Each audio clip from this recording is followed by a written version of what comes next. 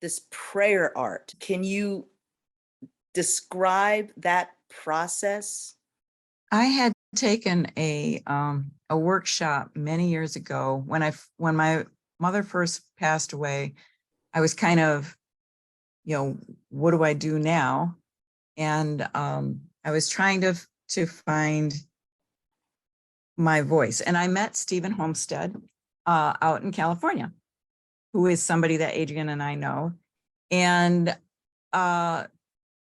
we happened to have a brief conversation about art, and he has a really unique way of listening to you, but also listening to the Lord. He just has a really sweet spirit. And I was talking to him about, my journey, and he was kind of listening, and he said, I think that the Lord's going to kind of take you off into a completely different direction, probably in abstraction, which I kind of thought, but I didn't want to go down there because that was so different from what my training was. And yeah, I just was like, it's going to be a whole new thing to do. And I wasn't sure, but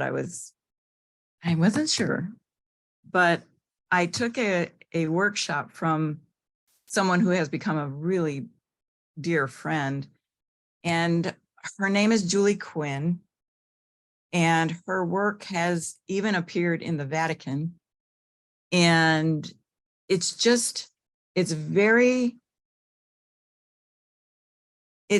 she calls it her prayer language.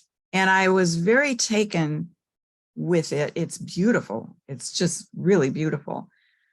But I didn't want to copy it. I didn't want to, just because I took the workshop doesn't mean you want to do exactly what that person does. You just want to kind of synthesize the ideas, but come up with your own idea. And I learned her technique, and I learned her process, and I loved her spirit, but I still wasn't really sure about what I was doing. And then the pandemic came, and I lost a lot of people during that time. And I stopped counting when I got to 10. And it became so, there was just so much negative dialogue online in the faith community about it. And so I wanted to take my calligraphy skills and my installation skills and kind of do something that would honor the victims. And so my church and I did that Weathergram, the Mercy of Lament piece.